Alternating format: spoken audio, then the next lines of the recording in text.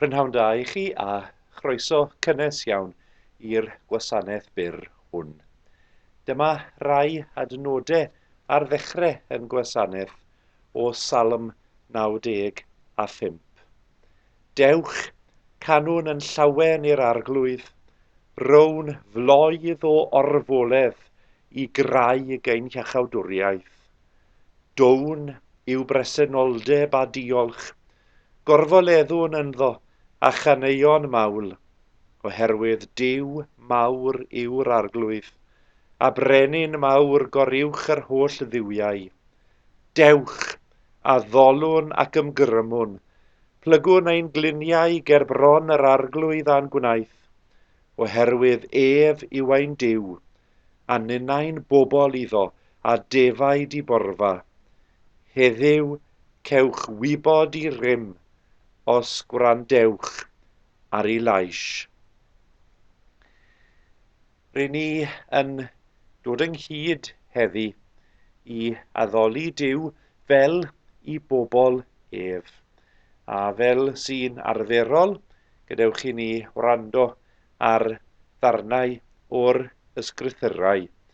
Y cyntaf ohonyn nhw o broffwydoliaeth Eseia, pennod 61. Mae ysbryd fy meistr, yr arglwydd, arna i, am fod yr arglwydd wedi fy eneinio i'w wasanaeth. Mae wedi fy anfon i gyhoeddi newyddion da i'r clodion, i drin briwiau'r rai sydd wedi torri i calonnau, a chyhoeddi bod y rai sy'n gaeth i gael ryddid, ac i ollwng carcharorion yn rydd. I gyhoeddi fod blwyddyn ffafr yr arglwydd yma, a'r diwrnod pan fydd Duw yn dial, i gysuro'r rai sy'n galaru, ac i roi i alarwyr Seion dwrban ar ei pennau yn lle lludw, a golew llawenydd yn lle galar, mantell mawl yn lle ysbryd anobaith. Byddan nhw'n cael ei galw yn goed hardd, wedi plannu gan yr arglwydd i arddangos i ysblander. Byddan nhw'n ail-adeiladu'r hen adfeilion, yn codi lleodd oedd wedi i dinistrio, ac yn adfer trefi oedd wedi difa, a heb neb yn byw ynddyn nhw ers cenedlaethau. Ac o'r proffwyd i'r Efengel at Luc, pennod 4, lle mae Iesu yn ei bregaeth gyntaf yn y synagog yn Nazareth yn dyfynnu o'r geiriau hynny o Eseia 61. Ath Iesu yn ôl i Galilea yn llawn o nerth yr ysbryd, ac aeth y sôn amdano ar led drwy'r ardal gyfan.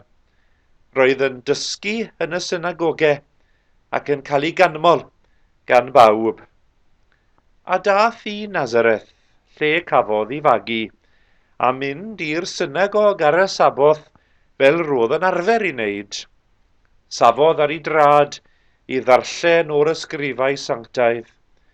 Sgrôl proffwydoliaeth Eseia gas i roi iddo, a dyma fe'n ei hagor, a dod o hyd i'r darn sy'n dweud, mae ysbryd yr arglwydd arnau, oherwydd mae wedi fy eneinio i gyhoeddi newyddion da i bobl dlawd. Mae wedi fy anfon i gyhoeddi fod y rai sy'n gaeth i gael ryddid, a phobl sy'n ddall i gael ei golwg yn ôl, a rai sy'n cael eu camdrin i ddianc o afel y gormeswr. A dweud hefyd fod y flwyddyn i'r arglwydd ddangos i ffafr wedi dod. Hiws er sgrôl a'i roi nôl i'r dyn oedd yn arwen yr oedfa yn y synagog, ac yna eisteddodd. Roedd pawb yn y synagog yn syllu arno. Yna dywedodd, mae'r geiriau yma o'r ysgrifau sanctaidd wedi dod yn wir heddi.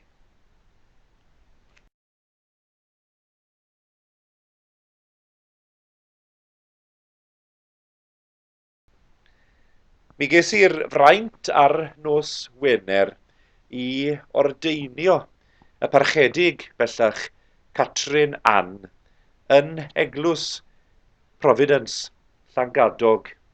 Hynna'n ffodus wrth gwrs oherwydd cyfyngiadau Covid, dim ond ychydig bach oedd yn medru bod yn bresennol yn y cyfarfod yna. Ond mi wnaethon ni dimlo'r wefr bod yr ysbryd yn bresennol yn y canol gyda ni wrth i ni fod yn dystion i weinidogaeth newydd ar ei chychwyn ac wrth i Catrin Ann addo y bydde hi yn deyrngar i alwad Duw ar ei bywyd hi. Felly gadewch i ni weddio am Catrin Ann a'r eglwysi arbennig yna a hefyd cyflwyno i Dduw ein cymdogion a'n ffrindiau sy'n mewn angen heddi. Gadewch i ni weddio. Rydyn ni yn rhoi diolch i ti o Dduw fod dysbryd yn ymsymud yn ein plith ni o hyd ac yn codi rai i arweinyddiaeth oddi fewn i eglwys Iesu Grist. Rydyn ni yn rhoi diolch i ti am Catrin Ann ac am eglwysi Providence Llangadog a Bethlehem Dyffryn Ceidrych sydd wedi rhoi galwad iddi hi. Bydd gyda nhw o Dduw tyn nhw ynghyd fel gweinidog ac eglwysi. A boed i'r weinidogaeth honno fod yn fendith i bobl ardal Llangadog a Bethlehem. Cyflwynwn i ti yn gweddiau ninnau, cyflwynwn i ti yn ffrindiau a'n hanwyliaid, yn cydaelodau sy'n mewn angen heddi. Rydyn ni wedi clywed am sefyllfaoedd anodd o salwch, bydd di yno o Dduw. Rydyn ni'n gwybod am bryderon ynglyn â'r clefyd Covid. Arglwydd, boed i'n pryderon ni fynd ymaith wrth i ni wybod dy fod ti wrth y lliw bob awr o bob dydd. Ond rhian gweddio am ein llywodraethau ni, am yr gwyddonwyr a'r meddygon sydd yn ceisio dwyn llesad i ganol sefyllfa mor anodd. Liw di yn gweddiau ni felly, a mynd i clyflwyno nhw i gyd i ti yn enw Iesu yn Arglwydd. Nath yn dysgu ni i weddio gyda'n gilydd drwy ddweud, ein tad, yr hwnnwyd yn y nefodd, sancteiddiau'r denw, deled y deyrnas gwnele'r de wyllus, megis yn y nef felly ar y ddeiar hefyd. Dyro i ni heddiw ein bara beunyddiol, a maddau i ni ein dyledion, fel y maddeuwn ninnau hi'n dyledwyr, ac nac arwain ni i brofedigaeth, eith yr gwared ni rag drwg, canis eiddo ti o'r deyrnas, a'r nerth, a'r gogoniant, yn oes oesoedd. Amen. Go bryn y bydde gwrandawyr cyntaf proffwydoliaeth Eseia wedi medru dweud yng nghanol sefyllfa arswydus i ceithiwed a'i ceithglyd nhwthe fod blwyddyn ffafr yr Arglwydd wedi dod Isus i'w plith nhw. Ond dyna be broffwydodd y proffwyd 6 canrif cyn dyfodiad Iesu.